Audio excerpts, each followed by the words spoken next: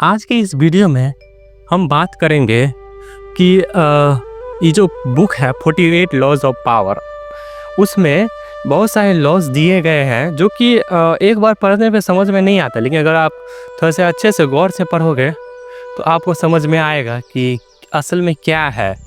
तो वही हम बाय वन पढ़ेंगे।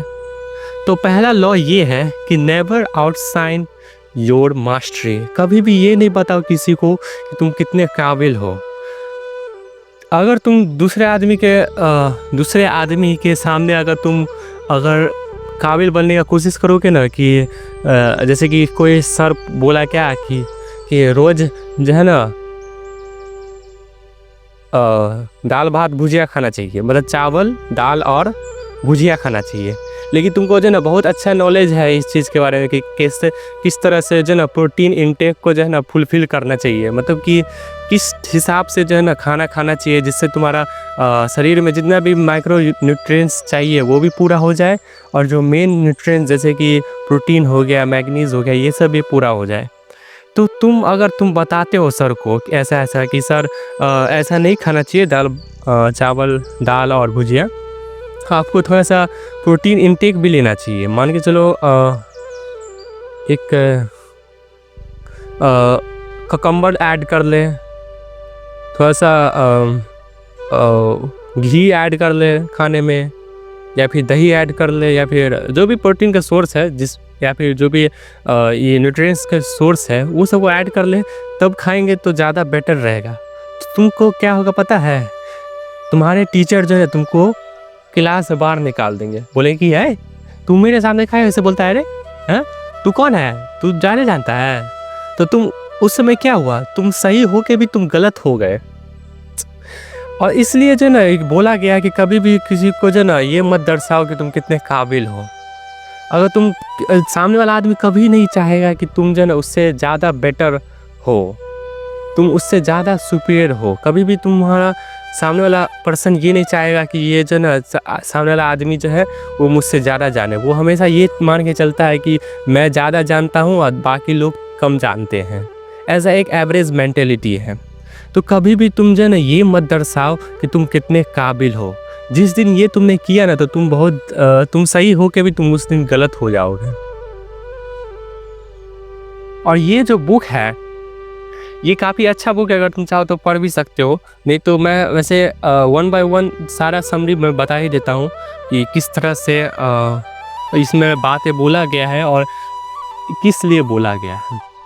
दूसरा लॉ ये है कि कभी भी अपने फ्रेंड पर पूरी तरह से ट्रस्ट मत करो, क्योंकि तुम्हारा सबसे अच्छा दोस्त, तुम्हारे से सबसे ज़्यादा जुड़ा हुआ दोस्त ही तुम्हारा सबसे बड़ा दुश्मन बन सकता है।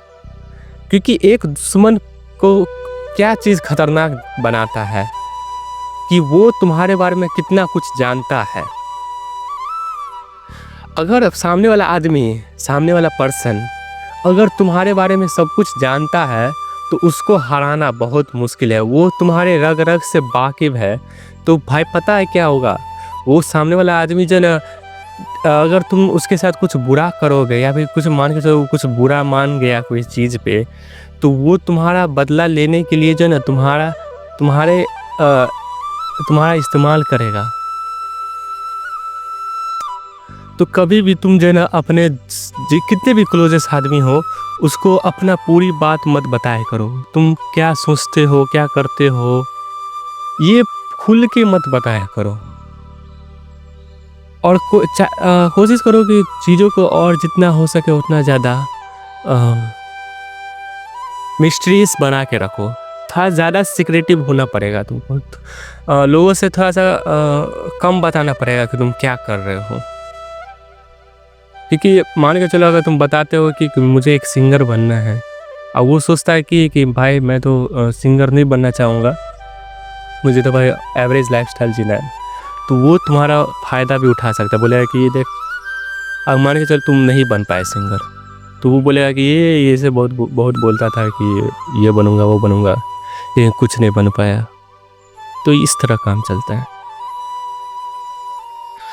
तीसरा लॉ पे बढ़ने से पहले हम थोड़ा सा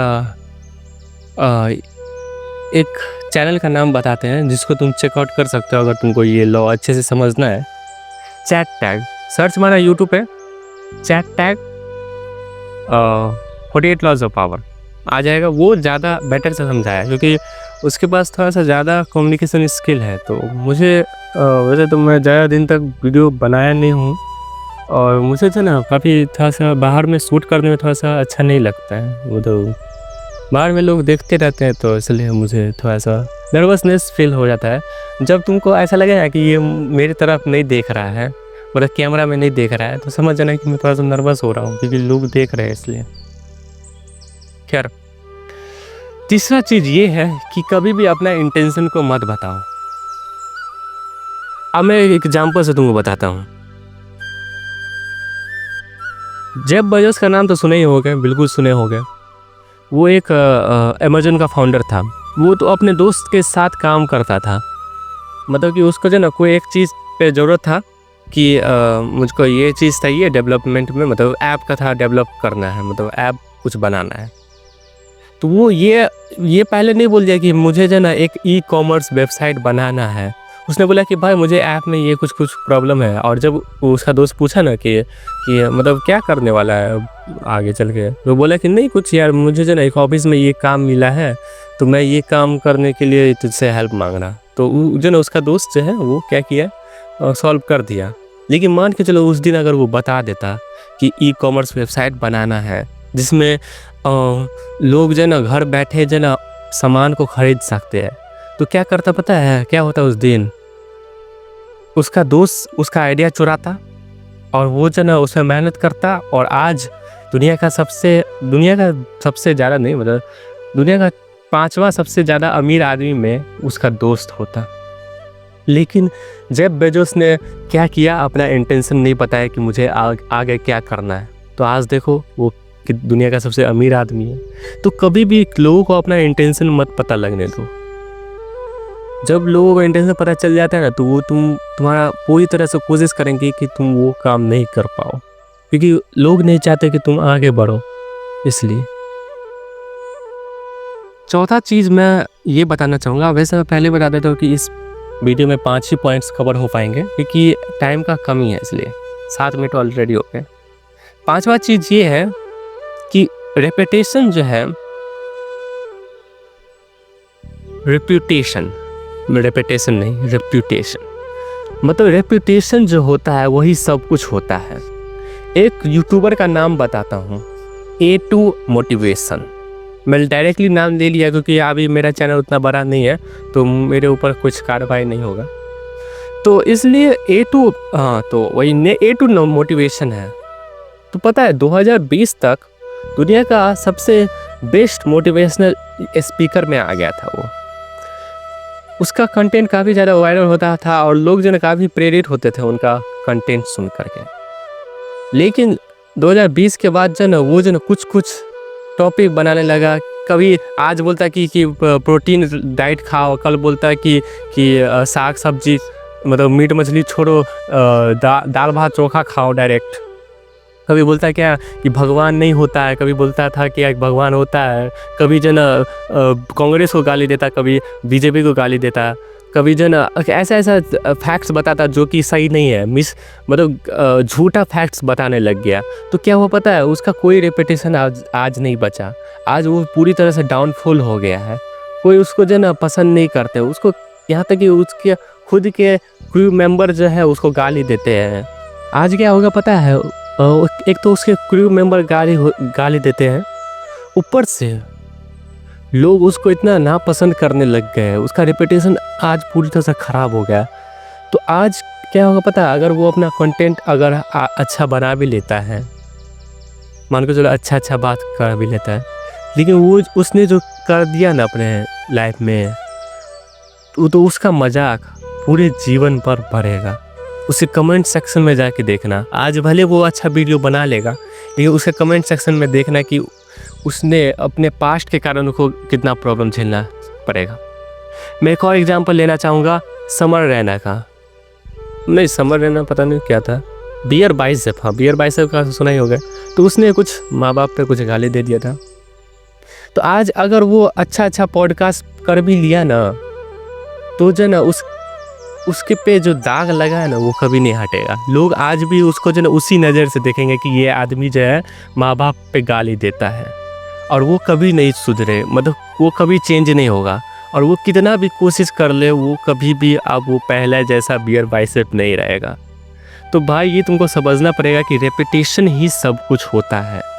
तो मैं इसी के साथ वीडियो को ख़त्म करता हूँ, और मैं जो ना 48 का 48 लॉज जो है ना बता दूंगा, या फिर मैं इतना तो कोशिश कर ही सकता हूँ कि जितने भी इम्पोर्टेंट लॉज हैं जो कि तुम्हारे लाइफ में काम आएंगे। और कुछ लॉज है ना एक दूसरे को कॉन्ट्राडिक्ट कर रहे हैं, काफ़ी ज़्यादा पास है वो।